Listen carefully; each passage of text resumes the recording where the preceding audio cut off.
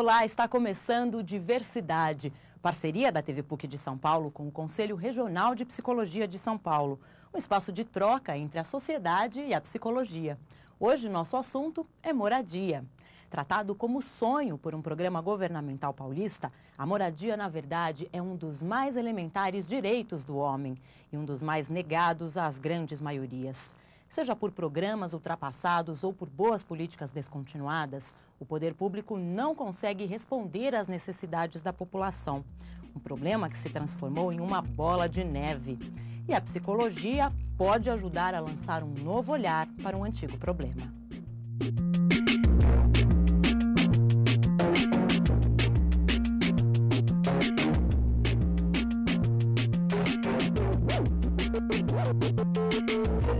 Diversidade hoje traz para você, nas grandes cidades, as alternativas para trazer de volta a população para a região central.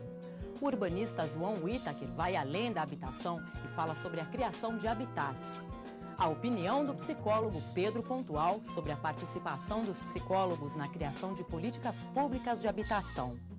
Moradia assistida, uma chance para a reinserção social de pacientes com transtornos mentais, quando a casa abre as portas para um novo mundo.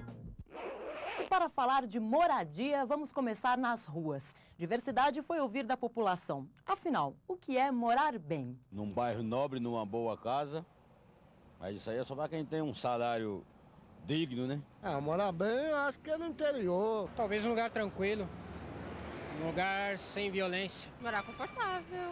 As mínimas condições de higiene. Morar junto com as pessoas que eu gosto. É ter segurança, uma boa vizinhança. Morar num bairro bom, tendo residência própria. Ter uma casa própria, um carro na garagem. Acho que uma casa boa é com tudo em casa, não? Morar bem é morar num bairro bem agradável, bastante arborizado, com pouco barulho, com muitos dispositivos tipo lojas, supermercados. Não necessariamente um lugar chique, caro, mas que seja legal para você, sua família.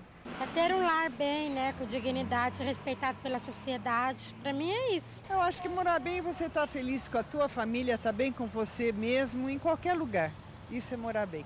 Para comentar essas respostas, Diversidade convidou o psicólogo Leandro Neves. Leandro é psicólogo com mestrado em Gestão e Desenvolvimento Regional pela Universidade de Taubaté. É pesquisador do Núcleo Interdisciplinar de Pesquisas de Praxis Contemporâneas e professor da Universidade Federal de Roraima. Morar bem, né, como a senhora ali falou, é ser feliz, mas ter um lar onde que possa acomodar todas as pessoas, ter um padrão mínimo de habitabilidade, né? E o que é esse padrão mínimo de habitabilidade?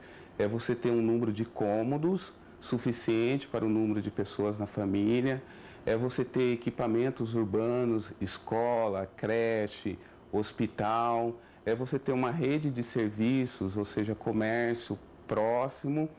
Um sujeito que mora numa habitação precária e ele fala que mora bem, eu desconfio disso, né? Porque morar é uma extensão do corpo, a habitação é uma extensão do corpo. E se você não tem esses padrões mínimos de habitabilidade, provavelmente nesse lar há promiscuidade, né?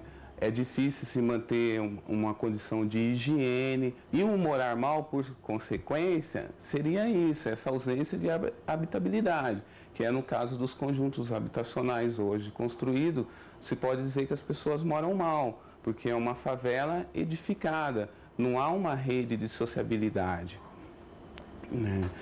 Podemos pegar como exemplo o Singapura, né, que é um conjunto de São Paulo, que foi construído no governo, no prefeito Maluf, e a intenção do Singapura era o quê? Que essas casas, né, removessem as pessoas da favela para essas casas, mas não houve um pós-gerenciamento disso, né? E então as pessoas, mesmo elas estando felizes, porque eles estavam morando numa casa própria, edificada, mas os padrões de habitabilidade não foram respeitados. Então, com o tempo, começou uma degradação do local. Então, isso é morar mal. São Paulo não pode ser considerada uma cidade justa com sua população mais carente. Expulsa do centro da cidade, ela foi deslocada gradativamente para a periferia da cidade. longe das oportunidades e da infraestrutura da região central. Mas uma cidade pode prescindir de seus moradores? Segundo o último censo do IBGE, 10 milhões de pessoas vivem em São Paulo. Numa cidade desse tamanho, o problema da habitação é um tema constante, tanto nas regiões pouco atendidas pelo poder público, quanto naquelas com maior infraestrutura. Mas e quanto àqueles que fazem dos espaços públicos a sua casa? Uma pesquisa realizada pela FIP em 2003 revelou que São Paulo possui cerca de 10 mil moradores de rua, sendo que 53% desse total se encontra no centro da cidade. A população de rua geralmente procura os lugares para viver que são melhores para se viver. O centro tem essas duas características. De um lado, de ter uma rede de apoio e de outro, de fornecer material para reciclagem.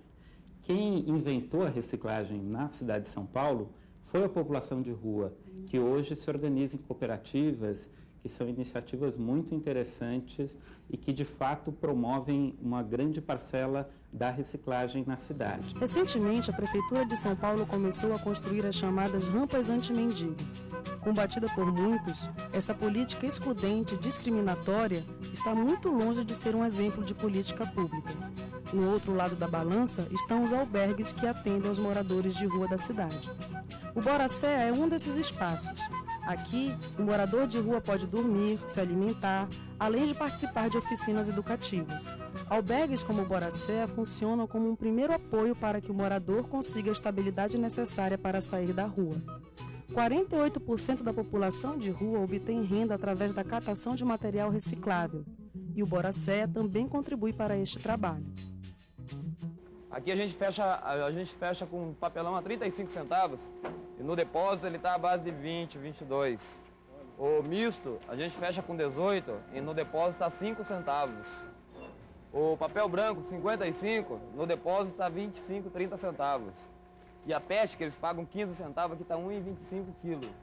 Então quer dizer que a oportunidade para a gente é grande. É grande da gente tentar melhorar a vida da gente, a situação que a gente vive. Se é no centro da cidade que há maior oferta de material para reciclagem, infraestrutura e emprego, nada mais natural que o centro seja o lugar onde a população de baixa renda deseja morar. Mas o que acaba acontecendo é o contrário, um esvaziamento cada vez maior dessa região. Nós estamos com a população avançando sobre áreas ambientalmente frágeis. Então, os contrafortes da Cantareira, que é uma área de preservação, a área de proteção dos mananciais, que só a bacia da Billings e da Guarapiranga estão com mais de 1,5 milhão de habitantes, numa área que deveria estar coberta de mata, não é? Porque é de onde vem a água, grande parte da água que a metrópole bebe. Enquanto isso, São Paulo conta com cerca de 600 mil unidades de imóveis vazios, a maioria no centro da cidade. Só a região da Sé concentra 20% deste total. E isso é caro, porque se você pensar que toda a infraestrutura que você tem no centro da cidade foi financiada por toda a sociedade ao longo da sua história, e que na periferia você não tem essa infraestrutura, isso custa dinheiro novo aos cofres públicos, existe uma absoluta irracionalidade, não é, no fato desse centro estar com ociosidade. Por constatar esta situação na prática, a população de baixa renda tem cada vez mais reivindicado políticas públicas de habitação no centro de São Paulo. Um dos movimentos populares que reivindica políticas públicas na área da habitação é o movimento dos sem-teto do centro. A ocupação de prédios públicos no centro da cidade é uma forma de cobrar das autoridades o direito à moradia. O edifício Prestes Maia é um exemplo disso. Ele foi ocupado em novembro de 2002 e vivem aqui atualmente mais de 400 famílias. O movimento, a gente já conseguiu, dessas ocupações todas, a gente já conseguiu um prédio ali na Brigadeiro Tobias, que foi reformado pelo sistema PA, pela Caixa Econômica, e a gente já tem 84 famílias morando, quer dizer, já estão financiando sua própria moradia. É isso que a nossa luta aqui no centro é para isso. A gente não quer morar de graça, a gente quer um projeto, uma política pública que dê essa condição da gente morar aqui no centro. No Prestes Maia, há ex-moradores de rua que finalmente conseguiram um lugar para morar. Rosa e Antônio são exemplos dessa luta. Porque eu já passei na rua, não foi brincadeira, viu? Agora hoje, graças a Deus, eu tenho um teto. Eu posso falar assim, agora eu tenho onde morar. Agora eu tenho onde morar. Intermédio da minha carrocinha, televisão, fogão, mesa, foi tudo ganhado na rua, intermédio daquela carroça que eu comprei ela. Tudo. Nós ganhamos todos isso aqui, ó. Tudo isso aqui, tudo trazido da rua para aqui. Se está numa periferia, não vai encontrar essa oportunidade, é verdade ou não é? Há 30 anos os planos falam em trazer moradia para o centro da cidade. São 30 anos que governo atrás de governo tem um discurso, que é o discurso da moradia no centro. E há 30 anos os governos fazem uma prática que contraria esse discurso. Para continuar nesse mesmo recorte do tema, a psicóloga Graça Marquina Gonçalves conversa com João Sete Whittaker. Whittaker é arquiteto e economista. Sua formação ainda inclui o mestrado em Ciências Políticas e o doutorado em Estruturas Ambientais Urbanas na FAO. O tema de sua tese é bem sugestivo para o nosso programa: São Paulo, o mito da cidade global. É professor dos programas de pós-graduação da FAUSP e da FAO Mackenzie. Whittaker nos fala sobre uma visão mais ampla, onde a casa em si é parte de um habitat, onde uma moradia digna é apenas um dos direitos que o cidadão deve receber do Estado. Oi, João. Você sabe que para nós da psicologia, falar da moradia, falar da habitação é importante porque isso fala muito do vínculo do indivíduo com o seu espaço. E a gente sabe que esse vínculo se revela de várias maneiras e, por sua vez, o espaço que ele ocupa vai falar, né, das possibilidades de vivência dele. Então, a gente olha assim com cuidado essa questão de como o indivíduo ocupa espaço, como é que ele se relaciona com a moradia, com a habitação. E, nesse sentido, é importante para a gente entender como é que é a questão da moradia quando você pensa não o lugarzinho de cada indivíduo, mas quando você pensa a inserção desse lugarzinho num espaço maior, no espaço da cidade. E me parece que tem várias questões da cidade que seria importante a gente entender, principalmente uma cidade como São Paulo. O que você diz sobre isso? Bom, na verdade, a cidade de São Paulo e todas as grandes cidades brasileiras são um reflexo da sociedade brasileira. A cidade capitalista em geral, não só brasileira, é uma cidade desigual. Como o sistema capitalista sempre foi. Com a industrialização é um processo, um fenômeno urbano, né? Então, o Brasil, com a sua industrialização acelerada, sofreu uma urbanização muito rápida e, por ser uma industrialização desigual, que se baseou nos baixos salários, na oferta de uma mão de obra com baixíssimos salários, isso se refletiu também na produção do espaço.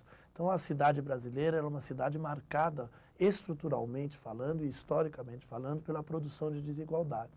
Portanto, o resultado disso é que, quer dizer, antes do resultado, já na cidade cafeeira, que era o centro da produção econômica brasileira, no passagem do século retrasado para o passado, as cidades já eram segregadoras, porque lá se dava o comando da economia cafeeira e já se dava um jeito de colocar o pouco de população pobre que tinha para as periferias, para os morros. Foi quando surgiram, inclusive, as favelas no Rio de Janeiro. O urbanismo já naquela época, os planos, as políticas urbanas já eram voltadas apenas para a cidade das classes privilegiadas, das classes dominantes. Com a industrialização, e principalmente com o surto industrializante dos anos 50 e 60, que foi muito desigual do ponto de vista da distribuição da renda, isso também se reverteu no processo de urbanização. Nós tivemos um enorme crescimento populacional e as cidades brasileiras hoje, os grandes centros urbanos, têm em média cerca de 50% da sua população que vive na informalidade urbana, o que significa dizer que vive ou em favelas, ou em loteamentos clandestinos, ou em cortiços. Sendo que os loteamentos clandestinos foram a forma de urbanização característica dos anos 60 e 70, em que pessoas inescrupulosas iam loteando as periferias das cidades e vendendo títulos fajutos para a população de nordestinos que vinha aqui trabalhar nas grandes cidades. Então, essas características acabam, assim, na verdade, criando espaços ocupados de formas diferentes, né? Possibilidade de acesso ou não, formas de convivência diferentes, né? O que você observa disso no que você estuda, no que você investiga sobre isso? A cidade, a produção da cidade se dá essencialmente pela oferta pública de infraestrutura urbana. Isso é que determina a valorização, inclusive, e o acesso à cidade. Portanto, a cidade ela é dividida muito claramente naquela cidade para a qual existem leis e para a qual existe uma infraestrutura satisfatória de transportes, principalmente, de acesso ao trabalho, de mobilidade, de acesso às áreas de lazer e oferta de equipamentos.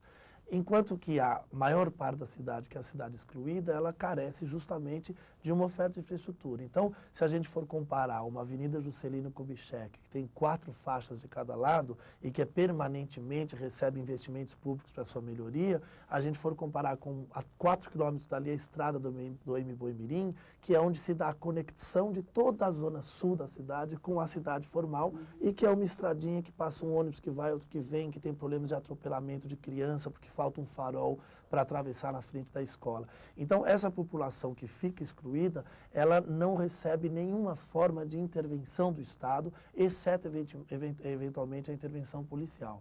Mas, fora isso, não tem equipamentos, não tem infraestrutura de transporte. Então, é uma população que se fica excluída do ponto de vista do acesso à cidade, leva, em média, em São Paulo, 4 horas por dia são perdidos no transporte público de péssima qualidade, e que, além do mais, nos seus espaços de vida, não tem os equipamentos e as políticas públicas para garantir uma qualidade. A gente chama o conceito de habitat, que é um conceito mais amplo do que apenas a casa, é justamente no sentido que você estava falando, quer dizer, é o sentido que você tem a casa e tudo aquilo que urbanisticamente qualifica a vida da pessoa. A praça, a área de lazer, a possibilidade de ter um espaço com qualidade, a possibilidade de ter equipamentos, de ter comércio. No Brasil isso não existe. A cidade na periferia ela é um dormitório, conjuntos habitacionais feitos na década de 70 em que só se dorme, não se faz mais nada, pouquíssimos equipamentos e um abandono da política pública. Quando chega uma política isolada, faz lá um postinho de saúde, um campo de futebol, ela não é suficiente para atender a carência enorme que se tem de conexão de todos esses elementos urbanos que trazem a reconstrução do tecido social e dão qualidade de vida. Então ele acaba sendo muito rapidamente deteriorado. E como você tem um vazio institucional, você também tem uma facilitação para a tomada de poder do crime organizado, que nas regiões mais periféricas se beneficia da ausência institucional do Estado para poder fazer o seu próprio poder. Então, João, o que você está dizendo é que, na verdade, as políticas existentes, elas não pensam o que você falou que é o habitat. Elas pensam, eventualmente, alguns fragmentos disso e pensam um pouco, ou programam um pouco, projetam um pouco esse habitat, né? E aí dá até para dizer que essa questão da ocupação do espaço, da moradia, acaba batendo ou aumentando, ou exacerbando até outros problemas, ou até criando problemas que você falou, da segurança, da violência, da possibilidade mesmo de ter os direitos básicos atendidos, né, da própria concepção do sujeito, né, se perceber como cidadão, como pertencente àquela cidade, né? O que as políticas têm feito? Quer dizer, é por aí mesmo, as políticas têm cuidado pouco dessa concepção de habitat? A gente pode dizer isso? Com certeza. A política urbanística, que é de fazer infraestrutura urbana, vamos dizer assim, ela não só ela tem contribuído, como ela foi e vem sendo desestruturadora do espaço urbano. Uma política que só pensou na cidade de São Paulo no transporte por carro, em vez de pensar no transporte público de massa, criou uma espécie de um recorte da cidade que, por exemplo, deixou o centro da cidade com um amontoado de ilhas que são inacessíveis e um tecido urbano recortado por avenidas expressas que levam os carros para os lugares onde as pessoas que têm carro queiram ir. Na periferia, na verdade, o que a gente tem é uma espécie de uma somatória de políticas que são segmentadas, que são competitivas, que são determinadas por interesses individuais, de projetos políticos pessoais de cada secretaria, de cada setor, que acabam não tendo uma política concatenada. E a questão é que a vida urbana com qualidade só se dá com uma concatenação das políticas públicas. Eu tenho que ter ao mesmo tempo saúde, eu tenho que ter ao mesmo tempo acesso à escola, eu tenho que ter ao mesmo tempo um espaço urbano agradável, eu tenho que ter ao mesmo tempo transporte, ao mesmo tempo eu tenho que ter o comércio. Então, como as políticas são muito segmentadas, elas não conseguem resolver.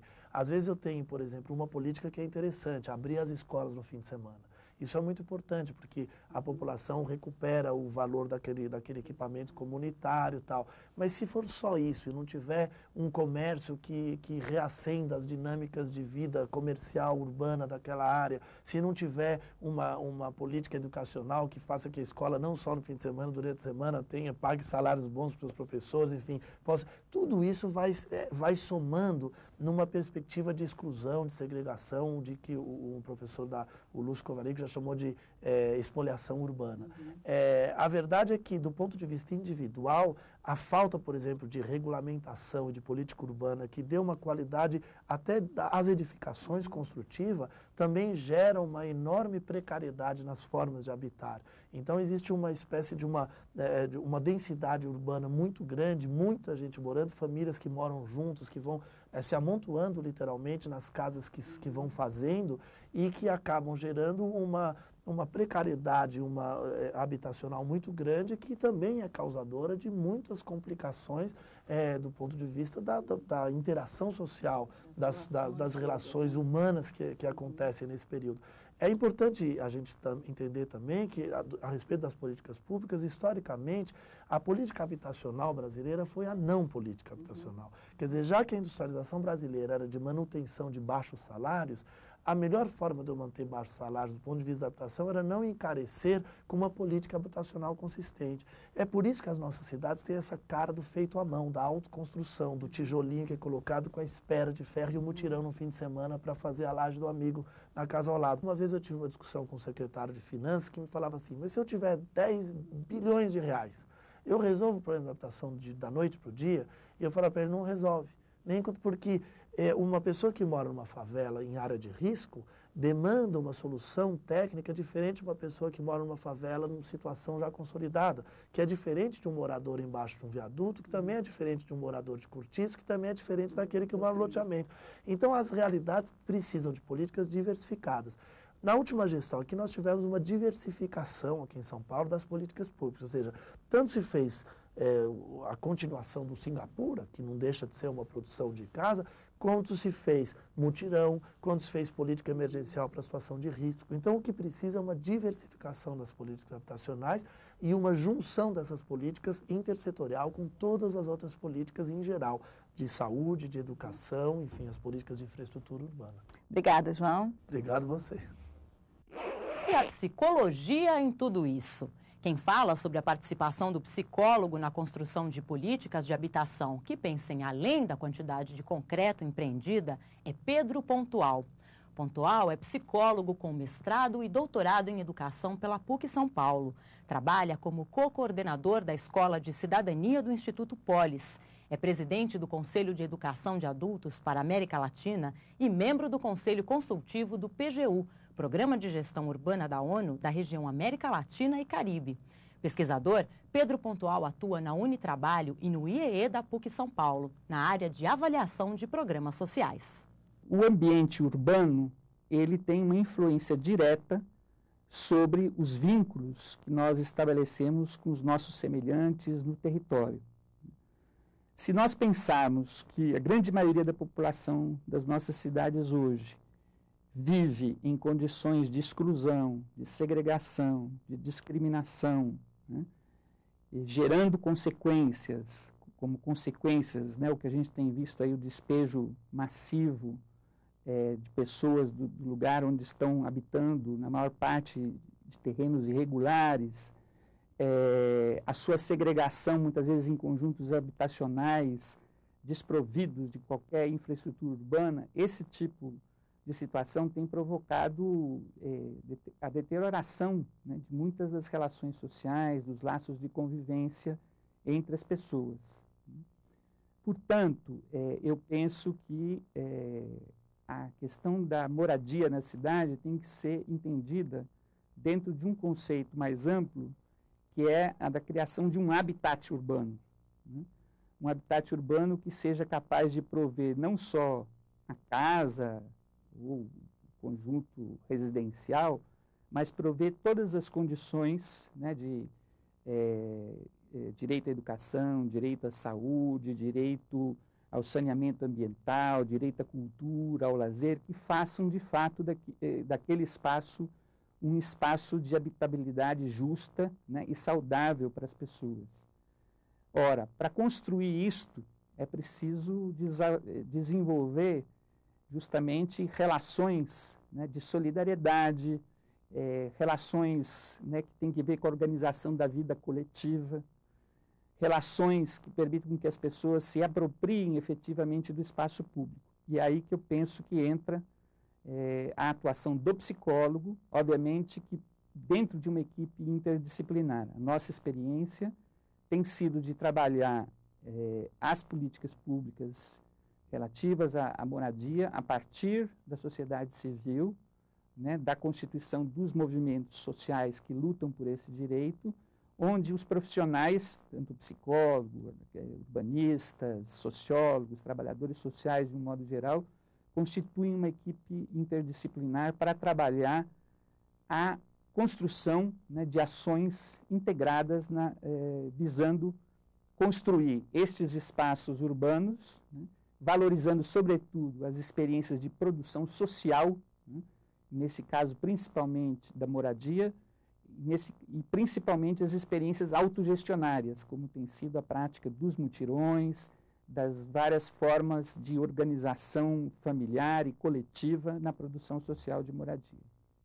Por muito tempo, o lar de muitas pessoas com transtornos mentais foi o hospital psiquiátrico. Com a lei antimanicomial, esses pacientes que eram isolados do convívio social começaram a ser reintegrados à vida comum. Uma das possibilidades para essa reinserção é a moradia assistida, que o Ministério da Saúde promove através do programa De Volta para Casa, o que, aliás, foi um dos temas do Banco Social de Serviços em Psicologia. Conheça uma dessas casas que levou a vida de seus moradores muito além das quatro paredes. A psicóloga Maura Filholia é a coordenadora do projeto Moradia Assistida na cidade de São Paulo. Nesta casa, no bairro da Lapa, vivem atualmente 8 mulheres que antes moravam no Hospital Psiquiátrico Charcot. Depois de muitos anos, é a primeira oportunidade que elas têm de assumir responsabilidades e de ter um lar. Toda semana tem uma assembleia, sempre às segundas-feiras, e daí as moradoras, as cuidadoras do dia e a coordenadora. Daí discute-se todos os problemas que foi da semana e combina-se quem vai lavar a louça, quem vai varrer a casa, né, quem vai fazer o almoço, quem vai fazer o jantar. Daí a gente fecha as tarefas, né, da semana. Agora, com essa divisão de tarefas, elas estão se apropriando de algumas coisas, né? Por mais que ainda seja difícil, por mais que ainda seja lento ou seja deficitário o trabalho que elas fazem, já dá para perceber uma mudança, dá para perceber um engajamento, né? Uma concentração. Então elas estão se dedicando mais às tarefas da casa e se dedicando mais a si próprias. O diferencial é a questão da inclusão. Porque eu acho toda a proposta de reforma da saúde mental, de ampliação da saúde mental, do tratamento aberto, não é condizente com o tratamento fechado, né, com a hospitalização. E no caso daqueles que estão morando em hospitais, né, que são aqueles os moradores são os considerados há mais de 2 anos de internação, já não é mais nem a questão do tratamento, é a própria questão mesmo da moradia. Segundo Maura, a questão da moradia é fundamental, não apenas para um bom tratamento terapêutico, mas para o resgate da cidadania dos pacientes. No caso da residência terapêutica e o projeto De Volta para Casa, que está voltado para a retirada desses moradores dos hospitais, ele é até um passo para poder viabilizar um tratamento aberto que aí ocorre nas unidades de saúde mental da região. Então a pessoa poder residir numa casa, numa comunidade, aí as unidades de saúde tratar dos seus problemas, saúde geral, saúde mental, poder cuidar da casa, circular na cidade. Então é básico até para um tratamento terapêutico propriamente dito, o resgate da cidadania dessas pessoas. Maura trabalha na coordenação do projeto, orienta as acompanhantes comunitárias, participa das assembleias, gerencia questões administrativas e financeiras. Mas para ela, a experiência do trabalho com a moradia assistida traz um diferencial para a atividade do psicólogo. Que eu não sou propriamente a psicóloga, eu sou a psicóloga que está atendendo, eu sou a coordenadora, eu estou num contato, eu sou uma pessoa que convive, e o cuidado, a questão do cuidado, de um outro tipo de cuidado no dia a dia, no cotidiano, dos problemas, das questões sociais, das famílias. É um aprendizado assim, constante no contato com com as pessoas, quer dizer, aqui elas não são pacientes, eles não são as minhas pacientes que eu venho visitar na residência, elas são as moradoras e que eu ajudo, auxilio e coordeno o funcionamento desta residência. É muito especial poder estar fazendo parte deste projeto, poder estar junto com elas reconstruindo esta inclusão, este retorno que eu falo à vida social, de convívio, de existência humana. Aqui é muito bom. Aqui eu nunca morei num canto tão bom que nem aqui. Aqui é maravilhoso. E é isso, Diversidade fica por aqui. Dia 15 de dezembro estamos de volta para falar sobre a formação dos psicólogos. Espero você. Até lá!